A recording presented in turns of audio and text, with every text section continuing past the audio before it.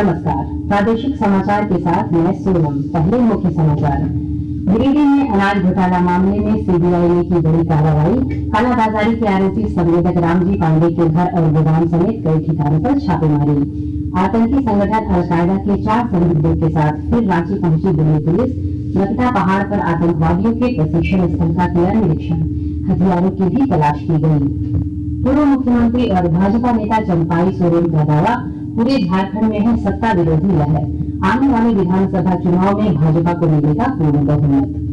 पलामू की एक अदालत ने हत्या के मामले में 5 दोषियों को सुनहरी उम्र कैद की सजा, 10-10 हजार रुपए का आर्थिक दंड भी लगाया। और पेरिस पैरालंपिक में भारतीय खिलाड़ियों का दमदार प्रदर्शन, 20 पदकों के साथ भारत ने अब तक का किया सर्वश्रेष्ठ प्रदर्शन। और अब समाचार विस्तार से। केंद्रीय जांच एजेंसी सीबीआई ने गिरिडीह में अनाज घोटाला मामले में बड़ी कार्रवाई की है। सीबीआई की टीम ने आज एफसीआई से जुड़े संवेदक रामजी पांडे के घर और गोदाम में दबिश दी है। सीबीआई की एक दूसरी टीम एफसीआई गोदाम संचालक संजय शर्मा के घर भी छापेमारी की। गिरिडीह जिले में 2 स्थानों पर आज सुबह से सीबीआई की छापेमारी चल रही है। जिले में गरीब कल्याण से जुड़े अनाज घोटाले में यह छापेमारी संजय शर्मा और रामजी पांडे के घर पर चल रही है। भारत सरकार के महिला एवं बाल विकास मंत्री अन्नपूर्णा देवी गिरिडीह जिले में 87,000 क्विंटल अनाज घोटाले का मामला कई बार उठा चुकी है। प्रयास लगाया जा रहा है कि इसी सिलसिले में सीबीआई की छापेमारी चल रही है। रमेश प्रभाकर, आकाशवाणी समाचार, गिरिडीह। अभी खबर मिली है कि थोड़ी देर पहले केंद्रीय जांच एजेंसी की छापेमारी खत्म हो गई है। सीबीआई के अधिकारी अपनी जांच पूरी कर वापस लौट गए हैं। आतंकी संगठन अलकायदा से जुड़े 4 संदिग्धों के साथ एक बार फिर दिल्ली पुलिस रांची पहुंची है। दिल्ली पुलिस की टीम ने रांची के चान्हो प्रखंड के नकटा पहाड़ का भौतिक निरीक्षण किया। बताया जाता है कि डॉक्टर इश्तियाक अहमद ने इसी पहाड़ पर आतंकी प्रशिक्षण शिविर चलाया था। झारखंड एटीएस के साथ पहुंची दिल्ली पुलिस ने इस दौरान ट्रेनिंग से जुड़े साक्ष्य भी जुटाए और हथियारों की भी तलाश की। गौरतलब है कि दिल्ली एटीएस ने 22 अगस्त को रांची, लोहरदगा और हजारीबाग में छापेमारी कर डॉक्टर इश्तियाक अहमद समेत 8 संदिग्धों को हिरासत में लिया था। पूर्व मुख्यमंत्री चंपाई सोरेन भाजपा में शामिल होने के बाद से कोल्हान क्षेत्र का लगातार दौरा कर रहे हैं और जन समर्थन जुटाने का प्रयास कर रहे हैं। जमशेदपुर में संवाददाताओं से बातचीत करते हुए उन्होंने कहा कि पूरे झारखंड में सत्ता विरोधी लहर है। श्री सोरेन ने दावा किया कि आने वाले विधानसभा चुनाव में भाजपा पूर्ण बहुमत के साथ राज्य में सरकार बनाएगी। देखिए, रणनीति का तो दल है, सबसे देश का बड़ा दल है। दल की तरफ से जो दायित्व मिलेगा हम कम करते रहेंगे। मेरा झारखंड का लहर हम बता रहा परिवर्तन है। ये परिवर्तन तो ये क्षेत्र थोड़ी होता है, ये झारखंड में परिवर्तन का लहर। श्री सोरेन ने यह भी बताया कि 15 सितंबर को प्रधानमंत्री नरेंद्र मोदी जमशेदपुर आ रहे हैं। उन्होंने बताया कि यहाँ श्री मोदी का सरकारी कार्यक्रम के साथ साथ पार्टी नेताओं के साथ संवाद का भी कार्यक्रम है। श्री सोरेन ने कहा कि प्रधानमंत्री के दौरे से झारखंड भाजपा को और ताकत मिलेगी। प्रदेश कांग्रेस के कार्यकारी अध्यक्ष और पूर्व मंत्री बंधु तिर्की ने भाजपा के चुनाव सह प्रभारी और असम के मुख्यमंत्री हिमंता बिस्वा शर्मा पर झारखंड में सांप्रदायिक सौहार्द बिगाड़ने का आरोप लगाया है। रांची में पत्रकारों से बातचीत में उन्होंने आरोप लगाया कि वे बांग्लादेशी घुसपैठ का झूठा प्रचार कर जनता को दिग्भ्रमित कर रहे हैं। श्री तिर्की ने कहा कि श्री शर्मा को एचईसी के बंद होने और सरना धर्म कोड के मामले पर भी जवाब देना चाहिए। आप असम से कितने घुसपैठियों को आज तक बाहर किए, उसका आंकड़ा पूरे देश के बीच सार्वजनिक करना चाहिए। इतना अगर असम के मुख्यमंत्री जी को अगर चिंता रहता है यहाँ के बारे में, एचईसी फैक्ट्री बंद हो गया है, केंद्र मंत्री सरकार है, एचईसी के बारे एक शब्द नहीं बोला, उसके बारे में बोल रहा है। सरना कोड के बारे में उनके मुंह से बात नहीं निकलना। मुख्यमंत्री हेमंत सोरेन और दक्षिण छोटानागपुर के प्रमंडल की लाभुकों के बीच मैया सम्मान योजना के तहत राशि उनके खाते में हस्तांतरित करेंगे। इस सिलसिले में रांची के नानकुन स्थित ट्रेनिंग ग्राउंड में प्रमंडल स्तरीय कार्यक्रम आयोजित किया गया है। कार्यक्रम में रांची, खूंटी, गुमला, सिमडेगा और लोहरदगा की लाभुक शामिल होंगी।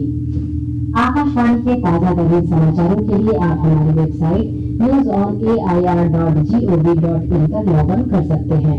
ताजा समाचार X handle @AIR news alerts और Facebook page All India Radio news पर भी उपलब्ध है। आप प्रादेशिक समाचार एकांश के X handle @AIR news _ Ranchi और फेसबुक, इंस्टाग्राम पेज तथा YouTube channel AIR news Ranchi पर भी हमारे बुलेटिन सुन सकते हैं। प्रादेशिक समाचार आप आकाशवाणी रांची से सुन रहे हैं। इधर उत्पाद सिपाही भर्ती के लिए दौड़ की प्रक्रिया अब सुबह 5 बजे से 9 बजे के बीच होगी। इस दौरान प्रतिदिन 1500 अभ्यर्थियों को ही बुलाए जाने की तैयारी है। पुलिस मुख्यालय द्वारा चयन पर्षद के अध्यक्षों के साथ बैठक कर 1-2 दिनों में इसमें निर्णय लिए जाने की संभावना है। मुख्यमंत्री हेमंत सोरेन के आदेश पर 5 सितंबर तक भर्ती प्रक्रिया पर रोक लगा दी गई है। विश्व बैंक ने कहा कि चुनौतीपूर्ण वैश्विक परिस्थितियों के बीच भारत की अर्थव्यवस्था का मध्यम अवधि दृष्टिकोण सकारात्मक बना हुआ है। वित्तीय वर्ष 2024-25 में विकास दर 7% तक रहने का अनुमान है। एक रिपोर्ट। विश्व बैंक की नवीनतम भारत विकास रिपोर्ट बदलते वैश्विक संदर्भ में भारत के व्यापार अवसर के अनुसार इसके वित्तीय वर्ष 2025-26 और 26-27 में भी मजबूत रहने की संभावना है। रिपोर्ट में ये भी कहा गया है कि भारत बहुत तेजी से बढ़ती हुई प्रमुख अर्थव्यवस्था है और वित्तीय वर्ष 2023-24 में भारत 8.2% की तीव्र गति से आगे बढ़ा है। रिपोर्ट के अनुसार सार्वजनिक अवसंरचना निवेश से विकास को बढ़ावा मिला है और रियल एस्टेट में घरेलू निवेशों में इजाफा हुआ है। रिपोर्ट में इस बात पर बल दिया गया है कि भारत में राष्ट्रीय लॉजिस्टिक्स नीति और डिजिटल पहल के माध्यम से व्यापार लागत कम हो रही है। इस बीच भारत में विश्व बैंक के निदेशक ऑगस्टे तानोकोमे ने कहा है कि मुद्रास्फीति में गिरावट के साथ ही भारत में विकास की मजबूत संभावनाओं से गरीबी को कम करने में सहायता मिलेगी। राज्य के पूर्व मुख्यमंत्री मधु कोड़ा की याचिका पर दिल्ली हाईकोर्ट ने फैसला सुरक्षित रख लिया है। इस याचिका में श्री कोड़ा ने कोयला घोटाला मामले में सजा पर रोक लगाने का आग्रह किया है ताकि वह आगामी विधानसभा चुनाव लड़ सके। पलामू जिले में प्रधान जिला एवं सत्र न्यायाधीश की अदालत ने हत्या के एक मामले में 5 दोषियों को उम्र कैद की सजा सुनाई है। दोषियों पर 10-10 हजार रुपए का आर्थिक जुर्माना भी लगाया गया है। जुर्माने की राशि नहीं चुकाने पर 6 महीने की अतिरिक्त सजा भुगतनी होगी। यह मामला जिले के हरिहरगंज थाना क्षेत्र का है, जहां वर्ष 2017 में जमीन विवाद में दोषियों ने एक व्यक्ति की पीट कर हत्या कर दी थी। गढ़वा जिले में सड़क दुर्घटनाओं पर रोक लगाने के लिए कई स्तरों पर प्रयास किए जा रहे हैं। विस्तृत ब्यौरा दे रहे हैं हमारे संवाददाता। गढ़वा जिले से होकर 2 राष्ट्रीय राजमार्ग NH-75 और NH-343 गुजरते हैं। पिछले 1 साल में इन राष्ट्रीय राजमार्गों पर 150 से ऊपर मौत हो चुकी है और करीब 1500 से ऊपर लोग घायल हुए हैं। इन आंकड़ों को देखने के बाद उपायुक्त ने NHAI के अधिकारियों के साथ बैठक कर मुख्य स्थानों पर गति सीमा से संबंधित साइनेज और रोड सेफ्टी से संबंधित उपकरणों को अधिष्ठापित करने का निर्देश दिया है। साथ ही सड़कों पर बने गड्ढों को 1 सप्ताह के अंदर भरने और जर्जर सड़कों की मरम्मत करने का निर्देश दिया है। विनोद कुमार पाठक, आकाशवाणी समाचार, गढ़वा। पैरालंपिक में भारत के कुल पदकों की संख्या 20 हो गई है। भारत का पैरालंपिक के इतिहास में अब तक का यह सर्वश्रेष्ठ प्रदर्शन है। इससे पहले भारत ने टोक्यो पैरालंपिक खेलों में 19 पदक जीते थे। भारतीय दल आज कई प्रतिस्पर्धाओं में भाग लेगा। एक रिपोर्ट।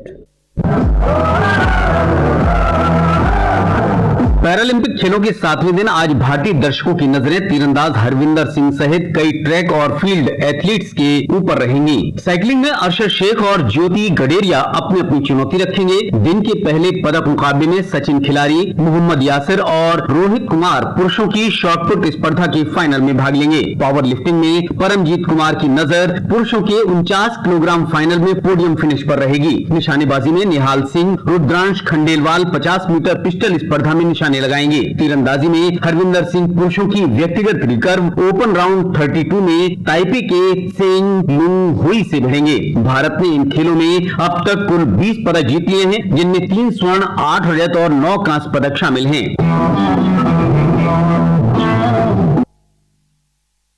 अंत में मुख्य समाचार एक बार फिर। गिरिडीह में अनाज घोटाला मामले में सीबीआई ने की बड़ी कार्रवाई। कालाबाजारी के आरोपी संवेदक रामजी पांडे के घर और गोदाम समेत कई ठिकानों पर छापेमारी। आतंकी संगठन अलकायदा के 4 संदिग्धों के साथ फिर रांची पहुंची दिल्ली पुलिस। नगटा पहाड़ पर आतंकवादियों के प्रशिक्षण स्थल का किया निरीक्षण। हथियारों की भी तलाश की गई। पूर्व मुख्यमंत्री और भाजपा नेता चंपाई सोरेन का दावा पूरे झारखंड में है सत्ता विरोधी लहर, आने वाले विधानसभा चुनाव में भाजपा को मिलेगा पूर्ण बहुमत। पलामू की एक अदालत ने हत्या के मामले में 5 दोषियों को सुनाई उम्र कैद की सजा, 10-10 हजार रुपए का आर्थिक दंड भी लगाया। और पेरिस पैरालंपिक में भारतीय खिलाड़ियों का दमदार प्रदर्शन, 20 पदकों के साथ भारत ने अब तक का किया सर्वश्रेष्ठ प्रदर्शन। इसके साथ ही आकाशवाणी रांची से प्रादेशिक समाचार का ये बुलेटिन समाप्त हुआ। नमस्कार।